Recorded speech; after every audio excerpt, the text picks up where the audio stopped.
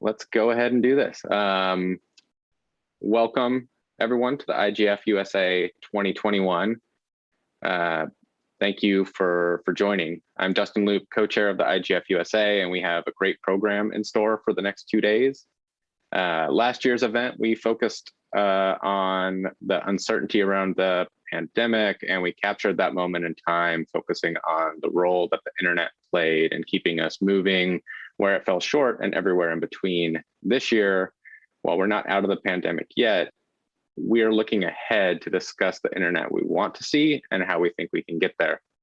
We've been discussing many of these issues at the IGF-USA since 2009, and at this time, with the internet's role in society more prominent than ever, we're in a unique position to contribute insight into the issues facing the internet with our multi-stakeholder dialogue. And we have a lot of that planned for the next 2 days.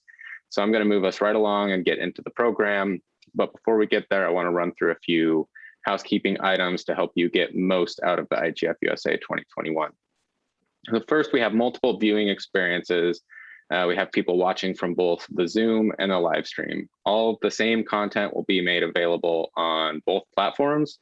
But if you'd like to engage in the chat and ask questions, you'll need to join by Zoom. And if you're viewing on live stream right now and want to become a more active participant in that way, it's not too late for you to register. You can go to igfusa.us to do that. For those of you joining by Zoom, we've enabled both the chat function and the Q&A function. The chat is for ongoing dialogue with other attendees, sharing resources, communicating with organizers, sharing ideas, whereas the Q&A function is for questions that you would like to see the panel address. So following that process will really help make both the chat and the Q&A more productive and useful.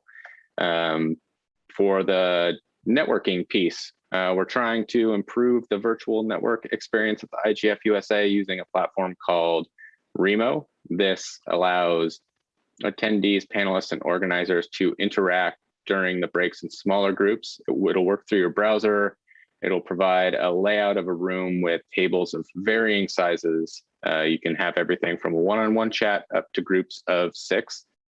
In this format, you select the table you'd like to sit at, and you can hop to different tables as often as you would like. The link to join the network lounge is available on the SCED agenda website, and we'll be posting the links at the end of each session as well. And we'll also be using this platform for our social event. After today's sessions conclude, there will be an informal happy hour. There's really no structure to this, just an opportunity to continue to engage with others.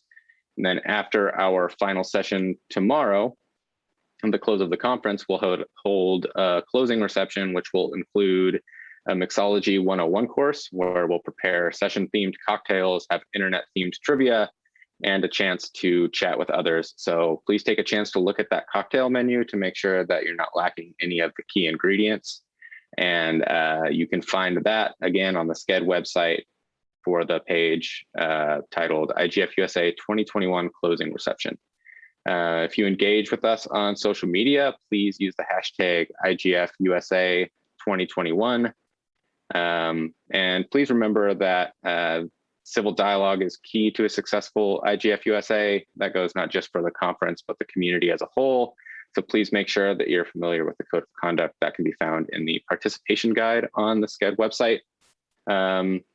And one last thing that we'd like to do before moving along here is take this opportunity to acknowledge all of the contributions that have made this event possible. It really all starts with the dedicated efforts of the steering committee, made up of dozens of volunteers that lead the development of all the sessions that you'll be seeing throughout the duration of this conference. Their collaborative planning effort is really the essence of the IGF-USA and couldn't be done without it. Unfortunately, this year, our steering committee was missing its chief catalyst, Marilyn Cade, and although she wasn't with us during the planning process, the effort she put in over a decade with tireless dedication that she gave to the IGF-USA was very much felt, and her presence was certainly with us in this planning process. And I know she'd be incredibly proud of this year's program. We also have a team behind the scenes making sure that the logistics are seamless, providing captions and live stream and all sorts of other types of support that are critical to making this happen.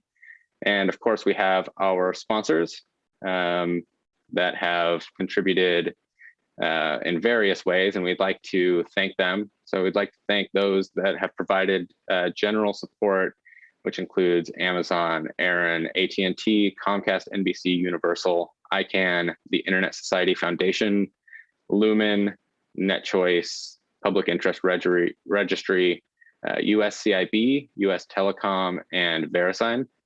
And they all provided very generous support that we wouldn't be able to hold this event without. And then also want to thank Donuts for being this year's caption sponsor, .us for being this year's networking break sponsor, and Iggy Ventures LLC for sponsoring the closing reception. We've also received other types of incredible in-kind support this year, with the Glen Echo Group supporting our communications and outreach, Gather Voices and See2Do providing us with a platform to create promotional videos, and the Center for Cybersecurity Policy and Law for supporting our use of SCED as our agenda platform this year.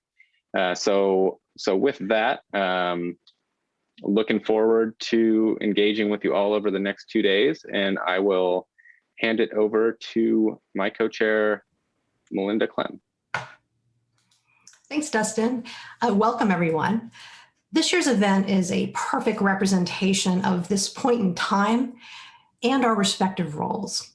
We face challenges in the forms of malicious attacks causing outages, compromised personal data, rampant spread of harmful content, and inadequate access to affordable internet.